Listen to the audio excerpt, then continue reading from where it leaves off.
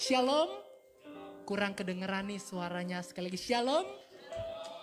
Iya, pepatah mengatakan tak kenal maka tak sayang. Maka izinkan saya untuk memperkenalkan diri terlebih dahulu. Nama saya adalah Marshall Blessing. Dan saya mau mengucapkan terima kasih untuk kesempatan dan kepercayaan yang telah diberikan untuk boleh datang melayani saudara-saudara di tempat ini. Tapi sebelum itu saya ingin mendengarkan semangat lebih lagi dari teman-teman semua ya, dari saudara-saudara semua. Di sini kan ada yang di paling kiri, ada yang di tengah, ada yang di kanan, bahkan ada juga yang menyaksikan melalui online. Jadi saya mau lihat dulu nih semangatnya, mungkin dari yang di kanan terlebih dahulu ya. Jadi kalau saya tanyakan shalom, saudara-saudara yang duduk di bagian kanan teriakan shalom gitu ya, dengan semangat, dengan sukacita dan ekspresi. Oke? Yang kanan dulu ya. Shalom. Kurang kompak. Coba gayanya semua harus sama. Ada yang begini, ada yang begini ya. Nanti saya begini. Ya, batu aja batu. Siap ya. Shalom. Nah, keren. Kasih tepuk tangan dulu dong. 90% ya. Sekarang yang tengah saya mau tangannya semua buka ya, jangan batu. Oke, buka. Siap ya yang di baris tengah? Oke. Shalom. Loyo. Shalom. Lemas amat, yang ini aja semangat gitu ya. Yang tengah jangan mau kalah, harus lebih semangat. Oke? Kenapa kita harus bersemangat? Karena ada Tuhan di tengah-tengah kita ya. Yuk yang di baris tengah. Shalom. Kurang cepet. Shalom. Jangan gitu. Shalom gitu ya. Yang tengah sekali shalom. Sip. 92%. Kasih tepuk tangan dulu dong. Nah, yang baris terakhir nih, saya maunya kan tadi sini udah batu, di sini kertas, yang di sini gunting, ya begini. Peace, ya. Siap ya, yang di baris paling kiri, oke? Siap. Shalom. Aman, gini, gini. Shalom ya. Belum mandi nggak apa-apa, nggak kecium, ya. Yang di baris paling kiri sekali lagi, shalom. Peace, man, gitu ya. Nah, sekarang saya mau sapa juga untuk saudara-saudara yang menyaksikan secara online, shalom. Tuh saya bisa mendengarkan mereka shalom gitu ya. Oke, saudara-saudara di sini sudah siap untuk dengerin firman Tuhan? Yang siap boleh yuk kita keluarin Alkitab kita juga boleh menyiapkan buku catatan dan jangan lupa alat tulisnya. Kalau enggak bisa ditulis. Supaya ketika kita mendengarkan kebenaran firman Tuhan, kita dapat mengingatnya, bahkan kita dapat menceritakannya kepada orang-orang yang ada di sekitar kita. Hari ini saya mau menyampaikan firman Tuhan dengan judul penolong yang dijanjikan oleh Tuhan. Siapa yang di sini rindu hidupnya mendapatkan pertolongan dari Tuhan? Boleh lambaikan tangannya? Coba colek kiri kanan bilang, kamu beneran mau gak? Beneran mau gak? Terus bisikin dia bilang gini, kalau mau dengerin firman Tuhan sungguh-sungguh ya gitu. Oke, yuk kita buka firman Tuhan sama-sama dari Injil Yohanes pasal yang ke-14, ayat yang ke-16 sampai yang ke-26. Injil Yohanes pasal yang ke-14, ayat yang ke-16 sampai yang ke-26. Saya juga sudah siapkan ayat-ayatnya di depan untuk memudahkan saudara-saudara untuk membaca kebenaran firman Tuhan. Injil Yohanes pasal yang ke-14, ayat yang ke-16 sampai yang ke-26. Demikianlah firman Tuhan. Aku akan minta kepada Bapa dan ia akan memberikan kepadamu seorang penolong yang lain, supaya ia menyertai kamu selama-lamanya, yaitu Roh kebenaran. Dunia tidak dapat menerima dia sebab dunia tidak melihat dia dan tidak mengenal dia. Tetapi kamu mengenal dia sebab ia menyertai kamu dan akan diam di dalam kamu. Aku tidak akan meninggalkan kamu sebagai yatim piatu. Aku datang kembali kepadamu. Tinggal sesaat lagi dan dunia tidak akan melihat aku lagi. Tetapi kamu melihat aku. Sebab aku hidup dan kamu pun akan hidup. Pada waktu itulah kamu akan tahu bahwa aku di dalam Bapa-Ku dan kamu di dalam aku dan aku di dalam kamu. Barang siapa memegang perintahku dan melakukannya, dialah yang mengasihi aku. Dan barang siapa mengasihi aku, ia akan dikasihi oleh Bapa-Ku. Dan aku pun akan mengasihi dia dan akan menyatakan diriku kepadanya. Yudas yang bukan Iskariot berkata kepadanya, Tuhan, apakah sebabnya maka engkau hendak menyatakan dirimu kepada kami dan bukan kepada dunia? Jawab Yesus, jika seorang mengasihi aku, ia akan menuruti firman-Ku dan Bapakku akan mengasihi dia, dan kami akan datang kepadanya dan diam bersama-sama dengan dia. Barang siapa tidak mengasihi aku, ia tidak menuruti firman-Ku, dan firman yang kamu dengar itu bukanlah daripadaku, melainkan dari Bapa yang mengutus aku. Semuanya itu kukatakan kepadamu selagi aku berada bersama-sama dengan kamu. Tetapi penghibur, yaitu Roh Kudus yang akan diutus oleh Bapa dalam namaku, dialah yang akan mengajarkan segala sesuatu kepadamu dan akan mengingatkan kamu akan semua yang telah kukatakan kepadamu. Amin. Saudara-saudara, kita bersyukur ya karena hari ini kita masih diberikan kesehatan oleh Tuhan sehingga kita bisa dapat datang beribadah dan mendengarkan kebenaran firman Tuhan. Ayat-ayat firman Tuhan yang mungkin cukup panjang ini sebenarnya dilatar belakangi oleh suatu percakapan yang dilakukan oleh Yesus Kristus dengan murid-muridnya. Dan dalam ayat-ayat ini kita dapat melihat isi percakapan yang dikatakan di mana Yesus Kristus berkata kepada murid-muridnya bahwa Yesus Kristus menjanjikan hadirnya penolong di dalam kehidupan murid-muridnya. Di mana penolong ini akan menyertai kehidupan mereka selama-lamanya. Yesus Kristus juga berkata bahwa sebentar lagi dunia ini tidak akan melihat dirinya. Sebab Yesus mengetahui bahwa sebentar lagi ia akan mati di atas kayu salib untuk menebus setiap dosa umat manusia. Namun Yesus adalah pribadi yang baik di mana ia mau memberikan penolong untuk menemani. Sekalipun mungkin dirinya secara fisik tidak ada lagi nantinya, tetapi penyertaannya akan selalu ada bagi setiap murid-muridnya. Penolong yang lain tersebut kita kenal dengan Roh Kudus. Yesus Kristus juga menegaskan kepada murid-muridnya bahwa kamu seharusnya memegang perintahku dan melakukannya sebagai wujud bahwa kamu sungguh-sungguh mengasihiku. Wujud kasih ditunjukkan melalui sebuah tindakan nyata. Yesus juga mengatakan kepada murid-muridnya bahwa Roh Kudus yang akan ia minta kepada Bapa dan diberikan di dalam kehidupan mereka akan mengajar mereka, bahkan mengingatkan mereka atas segala perkataan yang Yesus Kristus pernah katakan di dalam kehidupan mereka. Yang hendak ditekankan dalam ayat-ayat ini adalah Yesus menjanjikan penolong kepada murid-muridnya, di mana penolong itu akan menyertai, mengajar, dan mengingatkan perkataan Yesus kepada mereka. Tahukah saudara-saudara bahwa ayat-ayat ini juga berlaku di dalam kehidupan kita? Ketika kita telah mengambil keputusan untuk mau menerima Yesus Kristus sebagai Tuhan dan Juru Selamat satu-satunya, maka kita adalah murid-murid atau anak-anak kepunyaannya. Dengan kata lain, Tuhan juga menjanjikan hadirnya penolong bagi hidup kita. Saudara-saudara, Tuhan menjanjikan penolong bagi kita. Lalu yang menjadi pertanyaan adalah apa sajakah tugas dari penolong yang dijanjikan oleh Tuhan?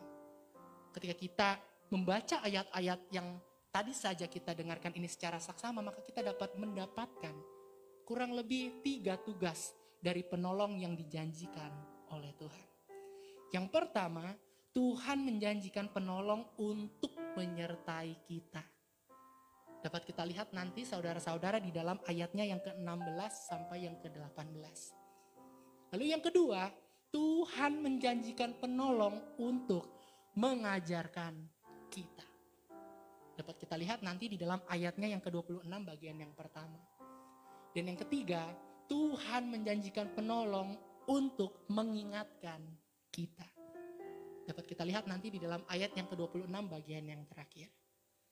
Saudara-saudara, tujuan saya datang ke tempat ini menyampaikan firman Tuhan, yaitu supaya pada akhirnya setiap kita dapat memahami minimal 3 tugas yang dilakukan oleh penolong yang dijanjikan oleh Tuhan kepada setiap kita.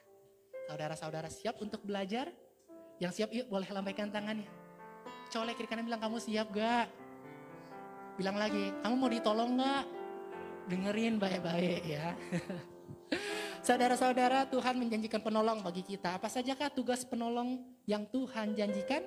Yang pertama, Tuhan menjanjikan penolong untuk menyertai kita. Mari kita melihat kembali Injil Yohanes yang tadi sudah kita baca, namun di ayat yang ke-16 sampai yang ke-18. Injil Yohanes pasal yang ke-14 ayat yang ke-16 sampai yang ke-18 dikatakan, Aku akan minta kepada Bapa, dan ia akan memberikan kepadamu seorang penolong yang lain, supaya ia menyertai kamu selama-lamanya, yaitu Roh kebenaran. Dunia tidak dapat menerima dia sebab dunia tidak melihat dia dan tidak mengenal dia. Tetapi kamu mengenal dia sebab ia menyertai kamu dan akan diam di dalam kamu. Aku tidak akan meninggalkan kamu sebagai yatim piatu. Aku datang kembali kepadamu. Kalau kita perhatikan ada kata roh kebenaran. Siapakah roh kebenaran itu? Roh Kudus. Ialah penolong yang dijanjikan oleh Tuhan kepada setiap umat kepunyaannya. Dan kita dapat mengetahui bahwa tugas pertama yang Roh Kudus akan lakukan atau penolong itu lakukan di dalam kehidupan setiap umat kepercaya, yaitu memberikan penyertaan, menyertai, menemani, membimbing kita kemanapun kita melangkah. Kita harus bersyukur saudara-saudara karena Tuhan adalah pribadi yang baik adanya. Dia tidak pernah meninggalkan kita berjalan sendiri. Roh Kudus diberikan di dalam kehidupan setiap kita. Tidak hanya untuk kurun waktu tertentu. Tetapi Roh Kudus menyertai umat kepunyaan Tuhan sampai selama-lamanya. Saudara-saudara percaya? Ketika kita menerima Yesus Kristus sebagai Tuhan dan Juru Selamat satu-satunya, maka Roh Kudus itu diberikan atas kehidupan kita. Oleh sebab itu jangan ada seorang pun di tempat ini yang merasa sendiri. Mungkin kita rasanya sendiri, tetapi kenyataannya kita gak sendiri. Bisa aja nih Marshall. Benar saudara-saudara. Sekalipun kita tidak dapat melihat kehadiran Roh Kudus, tetapi kita dapat merasakan kehadirannya. Melalui apa? Melalui damai sejahtera yang ada di dalam hidup kita. Apa perbedaan antara pengikut Kristus dengan tidak pengikut Kristus? Peace. Damai sejahtera yang gak bisa dibeli oleh hal apapun. Bisa aja Marshall. Aku tuh beli barang baru keren. Sukacita, happy. Iya, tapi sifatnya sementara. Sukacita yang dunia ini berikan bersifat terbatas dan sementara. Ketika sesuatu itu hilang dari hidup kita, maka sukacita kita pun dapat hilang. Betul? Di saat mungkin, waduh gajiku naik, penghasilanku bertambah, dapat berkat, happy, sukacita, ke gereja semangat. Jam berapa nih gereja? Jam 7 ya, saya datang jam 6. Wih, luar biasa. Semangat.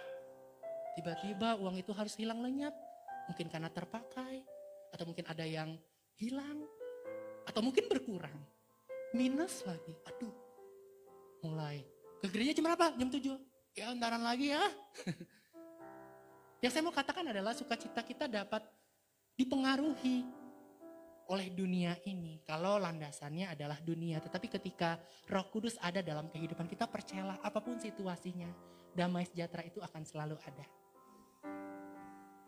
Karena Roh Kudus tidak dapat dibeli, tapi Roh Kudus hanya dapat diterima.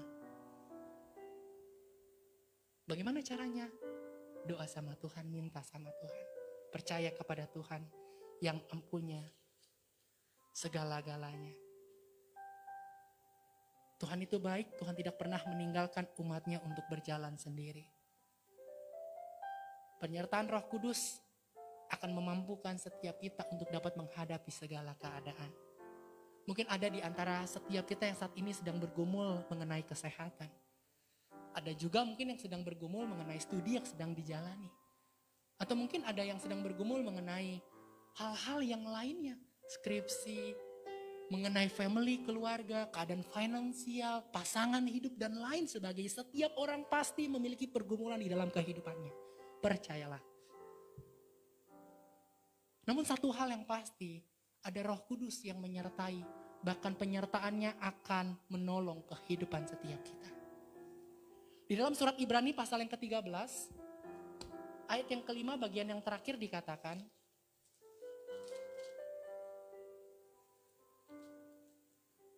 karena Allah telah berfirman, aku sekali-kali tidak akan membiarkan engkau dan aku sekali-kali tidak akan meninggalkan engkau. Hal itu terbukti karena Tuhan Yesus memberikan Roh Kudus-Nya di dalam kehidupan setiap orang yang percaya. Tuhan berjanji Ia tidak akan meninggalkan kita. Pertanyaannya, apakah kita juga berjanji untuk tidak mau meninggalkan Tuhan? Seringkali kita hanya ingin Tuhan tidak meninggalkan kita. Tapi pernahkah kita juga berjanji kepada Tuhan, Tuhan, I have decided to follow Jesus, no turning back, no turning back. Tapi kok aku ikut Tuhan sulit banget ya keadaanku. Aku pikir keadaanku akan semakin baik. Tapi kok jadi semakin begini? Tuhan uji kemurnian hati kita. Tuhan mau kita benar-benar mengasihinya. Bukan karena berkat-Nya, tetapi karena pribadinya. Tapi rasanya kayaknya gak ada jalan keluar ya. Besok aku udah harus bayar tagihan. Rumahku mungkin udah harus aku tinggalkan. Aku gak bisa bayar kontrakan itu. Kebutuhan hidup semakin naik. Gajiku gak naik-naik. Gimana ini? Aku sempat pinjam sih sama orang. Tapi aku gak beli utang. Karena aku pinjam sama tetangga A pinjam sama tetangga B pinjam sama tetangga C, habis lah aku. Tapi gimana? Udah kerjaan juga lagi di PHK, lagi sulit, lagi seret, gimana ini? Saya mau katakan bahwa di dalam Tuhan tidak pernah ada jalan buntu. Selalu ada jalan keluar. Pertanyaannya, kepada siapa kita taruh pengharapan kita? Tuhan pribadi yang baik adanya. Roh Kudus diberikan untuk menyertai dan menolong setiap kita. Sebab itu jangan pernah meninggalkan Tuhan. Manusia dapat meninggalkan, tetapi Tuhan tidak akan meninggalkan kita. Jangan takut dan jangan pernah berhenti untuk percaya. Tadi saya sempat singgung bahwa penyertaan Roh Kudus tidak hanya, tugas dari Roh Kudus tidak hanya menyertai, tetapi Ia akan menolong kehidupan setiap kita. Bahkan memberikan kuasa di dalam kehidupan setiap anak-anaknya. Mari kita lihat kitab Kisah Para Rasul pasal yang pertama ayat yang ke-8. Kitab Kisah Para Rasul pasal yang pertama ayat yang ke-8 dikatakan, tetapi kamu akan menerima kuasa kalau Roh Kudus turun ke atas kamu. Dan kamu akan menjadi saksiku di Yerusalem dan di seluruh Yudea dan Samaria dan sampai ke ujung bumi. Ketika Roh Kudus kita terima, tinggal di dalam kehidupan kita, maka Roh Kudus akan memberikan kita kemampuan atau kekuatan untuk menjadi saksi Kristus. Jadi jangan ada satu orang pun di tempat ini yang berkata, aku tuh gak bisa bersaksi. Gak bisa atau gak mau? Oh iya deh, gak mau deh. Habis ceritanya biasa aja. Cuman haji, batuk-batuk, pilek-pilek dikit, terus sembuh. Itu kan biasa. Tuh tetangga sebelah tuh bangkrut, ditipu, dipecat kerjaannya, tiba-tiba dapat berkat melimpah. Itu mujizat. Ya saya, ya biasa aja. Ada orang pernah bertanya sama saya, Marshall, mujizat Tuhan apa yang terbesar yang pernah kamu alami dalam kehidupanmu? Saya mau katakan bahwa ketika kita masih bisa hidup sampai detik ini, itu adalah mujizat dari Tuhan. Coba saudara-saudara tarik nafas saudara-saudara. Hembusin, jangan ditarik terus ya.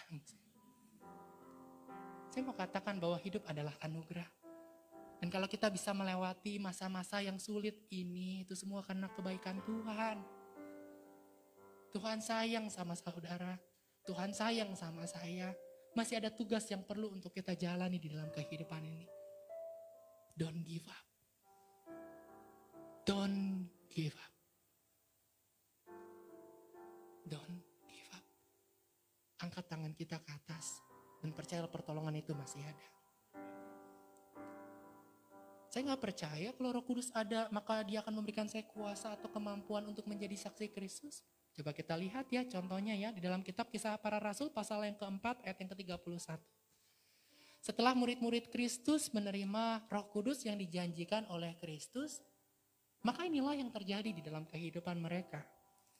Kitab Kisah Para Rasul pasal yang keempat ayat yang ke-31 dikatakan, dan ketika mereka sedang berdoa, goyanglah tempat mereka berkumpul itu dan mereka semua penuh dengan Roh Kudus. Lalu mereka memberitakan firman Allah dengan berani. Saya mau tanya, siapa yang memberikan keberanian tersebut? Roh Kudus. Oleh sebab itu sangat penting setiap kita mau melibatkan Roh Kudus di dalam setiap aspek kehidupan kita. Sehingga kita mengalami keberanian, mendapatkan keberanian untuk dapat menghadapi segala keadaan. Bahkan kita diberikan keberanian untuk menjadi saksi Kristus. Memberitakan kabar baik kepada orang-orang yang ada di sekitar kita. Saya udah coba Marcel, susah. Saya juga udah pernah coba, susah. Tapi susah bukan berarti tidak bisa. Karena kita dapat menjadi saksi Kristus baik melalui perkataan ataupun melalui perbuatan yang kita lakukan. Seringkali sulit ketika kita mengatakannya betul, karena orang akan berdebat. Tapi ketika kita menunjukkannya dengan sebuah tindakan nyata, it is so powerful. Saya percaya bahwa ketika kita mengandalkan Roh Kudus, melibatkan Roh Kudus dalam kehidupan kita, setiap jejak langkah kita akan menghasilkan hal-hal yang luar biasa. Kok tiba-tiba aku jadi berani ya? Dulu ya aku maju ke depan panggung aja gemeter kakiku. Sekarang aku maju mundur panggung.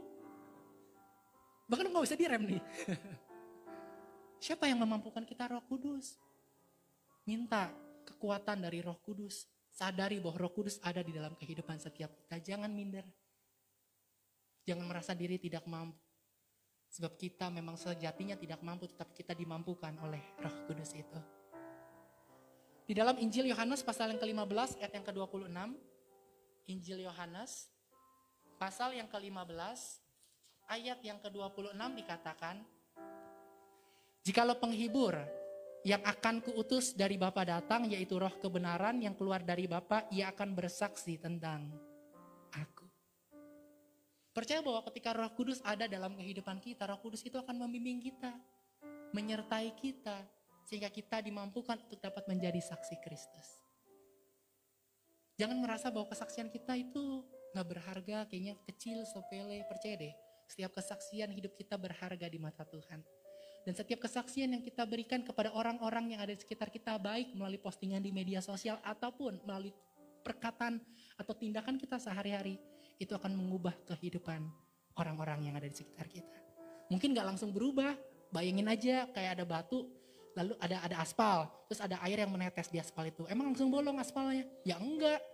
Tapi bukan berarti gak berpengaruh kan. Terus aja lakukan itu. Saya udah doa Marcel buat suami saya. Saya udah doa Marcel buat istri saya. Saya udah berdoa Marcel buat anak saya. Saya udah berdoa Marcel buat kakak saya. Saya udah berdoa Marcel buat saudara saya. Saya udah berdoa Marcel untuk orang yang saya kasih. Tapi sampai detik ini dia belum percaya Kristus. Terus berdoa, terus percaya, terus menginjil. Saya percaya tidak ada hati yang keras yang tidak dapat dilembutkan oleh Tuhan.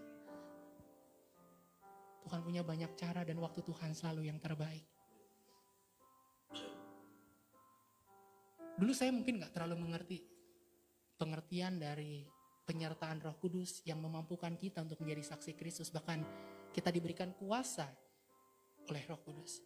Sampai satu ketika waktu itu saya sedang berada di suatu gereja dan gereja tersebut mengadakan suatu acara untuk bagi-bagi makanan. Di mana setiap kami dibagi jadi beberapa kelompok, semacam grup. Lalu setiap kami bawa tas, di mana tas itu kita taruh makanan supaya tidak terlalu mencolok. Dan kami pergi ke Kota Tua. Sesampainya di Kota Tua, saya keliling-keliling bersama teman-teman, lalu melihat ada orang-orang yang Tuhan taruh untuk diberikan makanan tersebut, saya bagikan satu persatu. Sebagai bentuk kita mau menjadi berkat bagi orang-orang yang ada di sekitar kita. Singkat cerita, makanan bagian saya untuk dibagikan itu udah selesai semuanya. Jadi waktunya kami untuk kembali ke gereja. Namun teman segrup saya belum selesai untuk bagi makanannya. Dan dia yang megang kunci mobil. Ya saya gak bisa masuk mobil. Saya tunggu, saya haus. Akhirnya saya lihat ada ibu-ibu nih di pinggir jalan. Biasa jualan minuman-minuman. Saya samperin ibu itu. Bu, beli dong minumannya. Tapi gak ada es batu loh dek. Gak apa-apa bu. Ini panas loh dek. Gak apa-apa bu. Oke saya bikinin ya. Sambil dia bikinin ya percakapan terjadi. Bu udah berapa lama kerja di sini? Oh udah lama saya. Tapi saya ini baru jualan lagi. Hah emang kenapa bu? Saya ini habis ditabrak deh. Jadi kaki saya kurang begitu kuat untuk jalan. Termos saya pecah, dia bilang untuk nyimpan air panas. Jadi saya baru jualan lagi. Oh gitu ya Bu. Tiba-tiba teman saya datang. Ayo Sel, udah selesai. Minumanku belum datang. Duluan aja nih ke mobil. Nanti gue nyusul. Aku waktu itu bilang kayak gitu sama temanku. Temanku ke mobil. Nyampe minumannya. Saya cobain. Beduh. Panas. Bener, ibu bilang panas. Gak ada es batu, panas. Ya cuman udah keburu pesen ya minum dikit-dikit. Oh kaki ibu ini ya. Jadi kaki ibu sakit ya, yang mana Bu? Yang ini deh. Tapi yang ini juga. Oh dua-duanya ya Bu. Oke. Timbul belas kasihan. Tiba-tiba ada suatu keberanian untuk menawarkan suatu pelayanan. Doa. Bu, saya boleh gak berdoa untuk ibu? Oh boleh. Saya yang cuman bermodalkan firman Tuhan, melangkah dengan iman.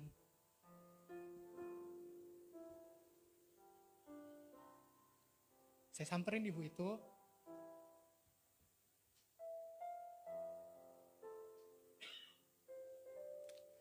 Saya angkat tangan saya tumpang tangan di kakinya.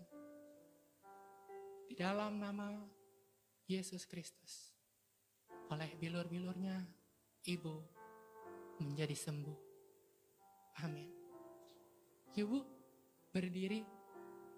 Ibu itu saya bantu untuk berdiri. Dan ibu itu bisa berjalan, saudara-saudara. Bu, udah bisa jalan Bu, masih ada yang sakit gak? Masih nih sedikit. Akhirnya ketika ibu itu sudah berdiri, saya deketin lagi, saya tumpang tangan sekali lagi di kakinya. Tuhan, saya percaya kesembuhan yang berasal daripadamu sempurna dan total adanya. Tuhan gak pernah sembuhkan setengah-setengah, tapi secara sempurna. In Jesus name. Ibu itu bisa berjalan, saudara. Kasih tepuk tangan buat Tuhan kita yang luar biasa. Ibu itu lihat saya lihat ibu itu. Kita tatap-tatapan. Dia mau peluk saya, tapi kan saya cowok. Saya cuma mau berkata bahwa, Bu, yang menyembuhkan ibu bukan saya, tetapi Yesus Kristus.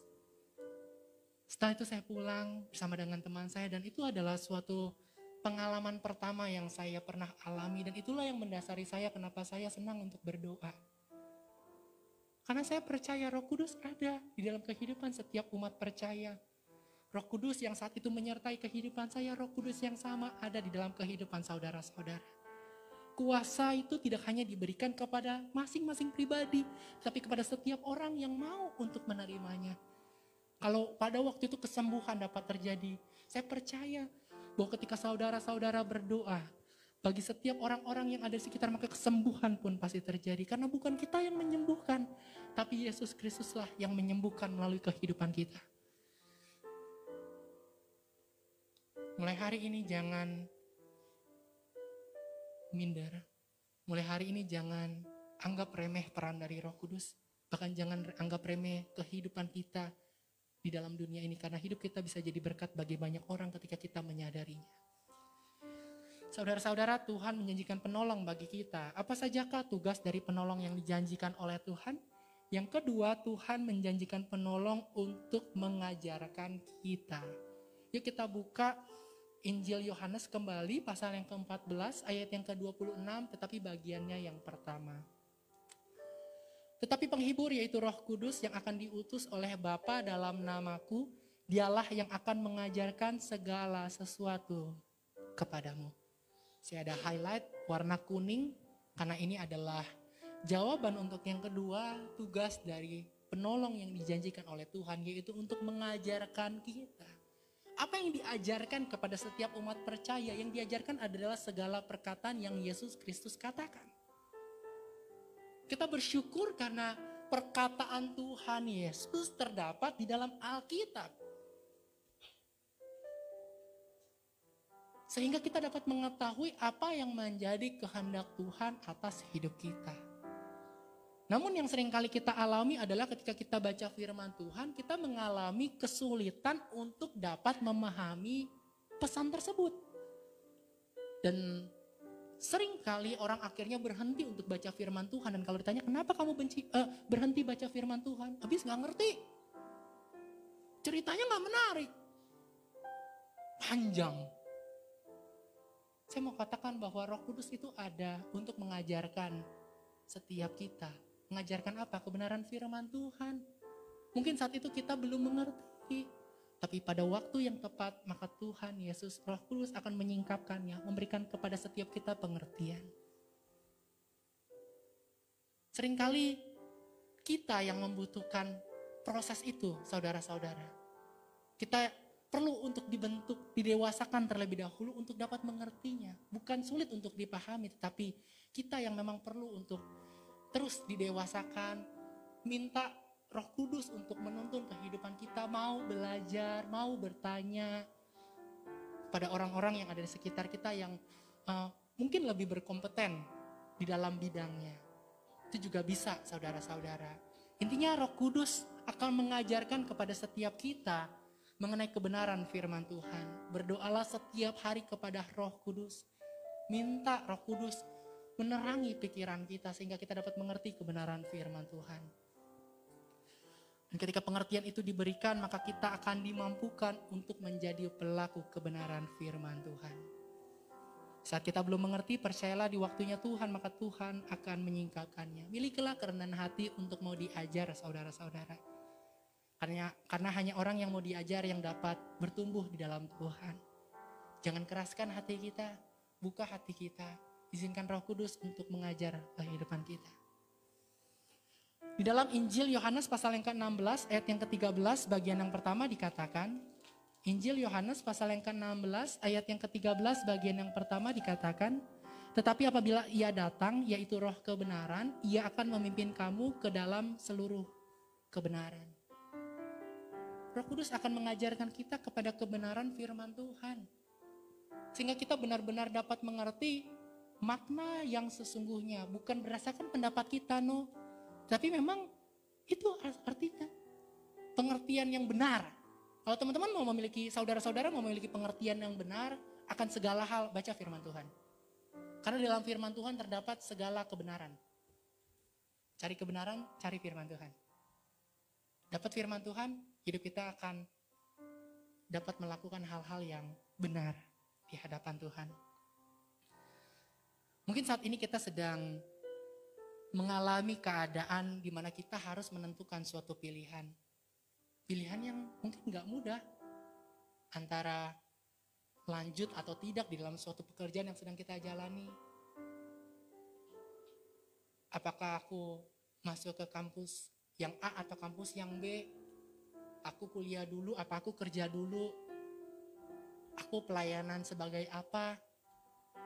Banyak hal yang akan kita hadapi dan kita harus menentukan pilihan. Bahkan ketika saya menyiapkan bahan firman Tuhan pun untuk berkhotbah ini saya juga membutuhkan tuntunan dari Roh Kudus. Kan bukan saya yang nulis Alkitab. Saya gak terlalu paham maknanya apa, ayat-ayatnya harus yang mana yang saya sampaikan kepada umat Tuhan. Pengertian untuk menjelaskannya. Karena kita sadar bahwa diri kita begitu terbatas. Kita butuh Tuhan untuk menolong kehidupan setiap kita. Kita begitu lemah, kita butuh pribadi yang jauh lebih kuat untuk menolong kehidupan setiap kita.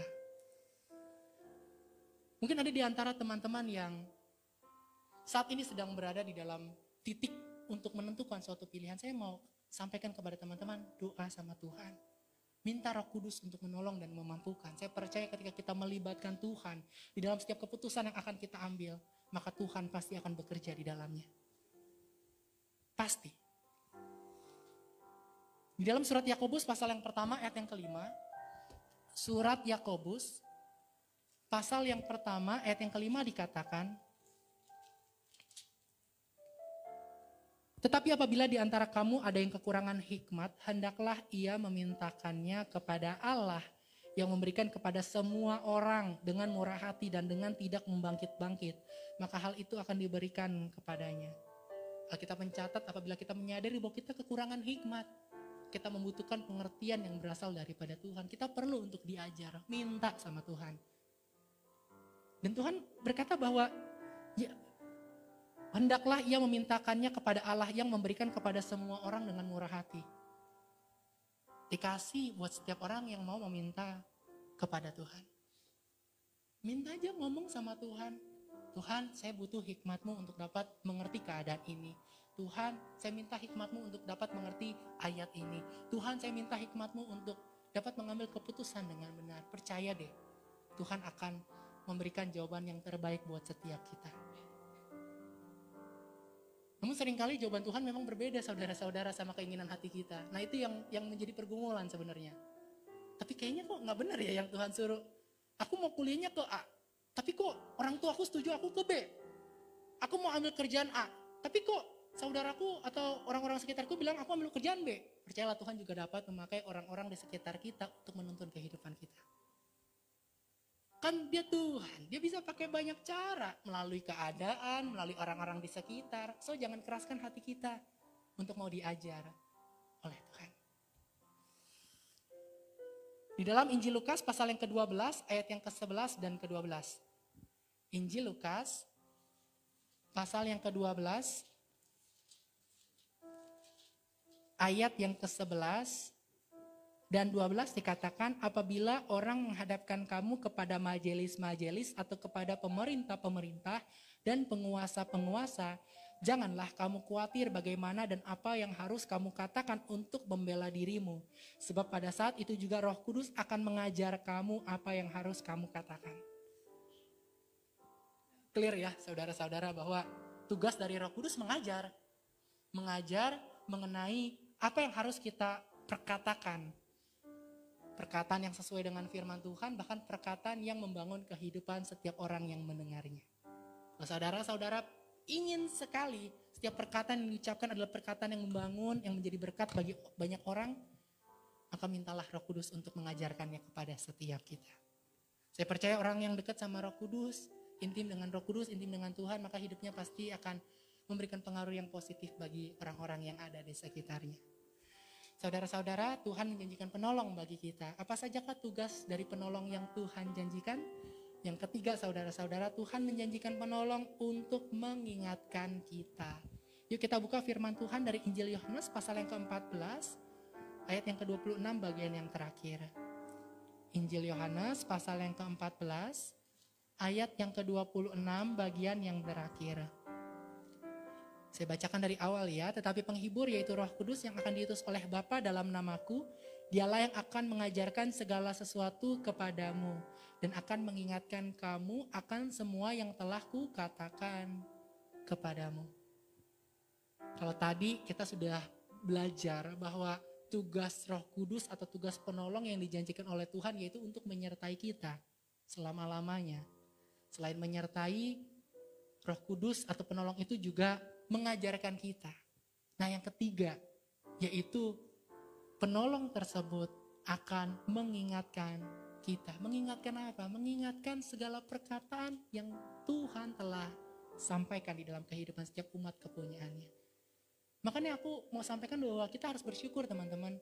Saudara-saudara, kita memiliki Alkitab. Tuhan memakai lembaga Alkitab Indonesia untuk menolong kita sehingga kita dapat membaca kebenaran firman Tuhan dan akhirnya firman Tuhan itu dapat diingatkan di dalam kehidupan kita. Siapa yang bantu ingetin? Roh Kudus. Tapi apa yang mau diingetin kalau kita nggak baca firman Tuhan?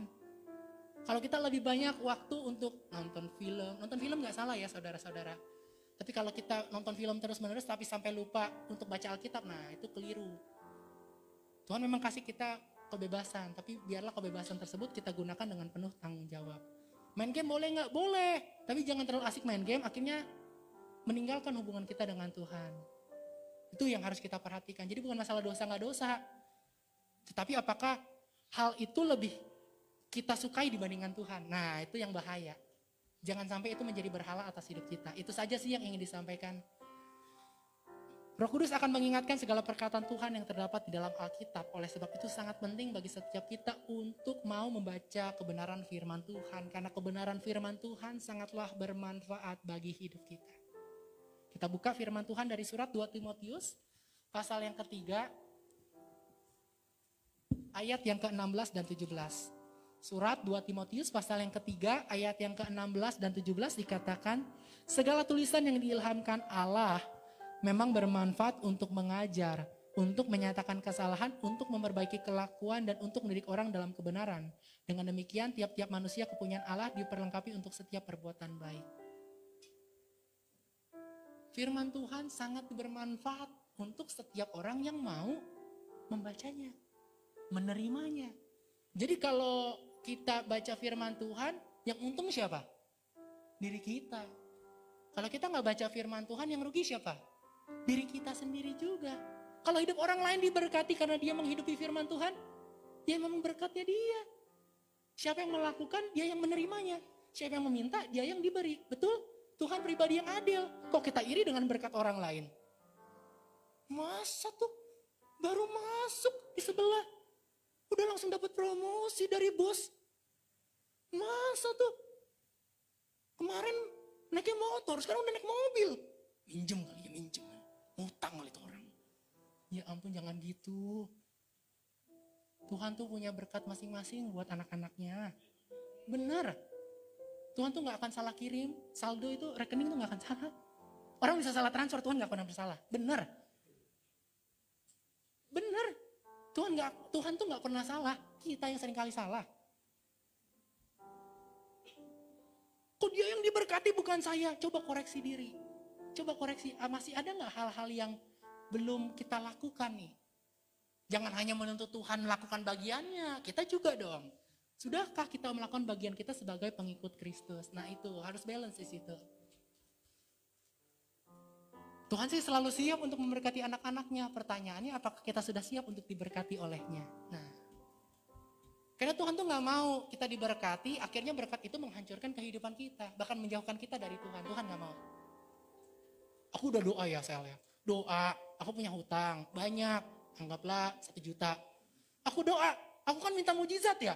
Nyampe langsung 1 juta. Dikasih 100.000.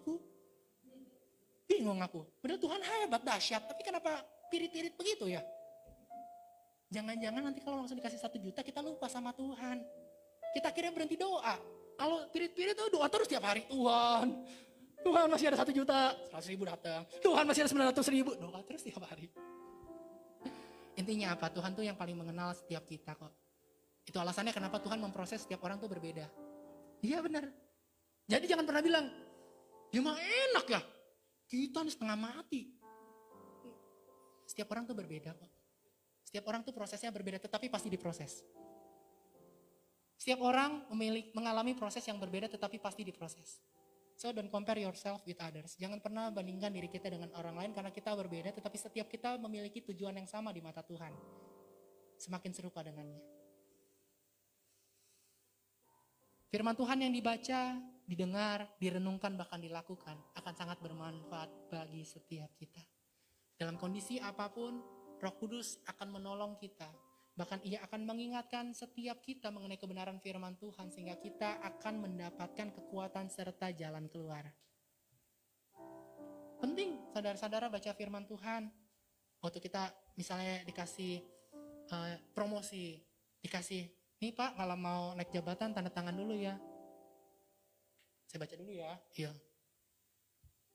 Tinggalkan imanmu. Waduh. Tanda tangan, dapat promosi tapi harus tinggalkan Tuhan. Coba kalau Roh Kudus nggak tolong. Langsung buru-buru kali itu. Tapi karena Roh Kudus mengajarkan kita kepada kebenaran yang firman Tuhan ajarkan, maka Roh Kudus akan menolong. Hei, jangan jual imanmu dengan hal-hal yang ada di dalam dunia ini. Karena dunia ini bukanlah tempatmu yang sesungguhnya. Tuhan aja gak pernah meninggalkan kita, masa kita meninggalkan Tuhan? Gak adil dong. Tuhan mengasihi kita, masa kita tidak mengasihinya?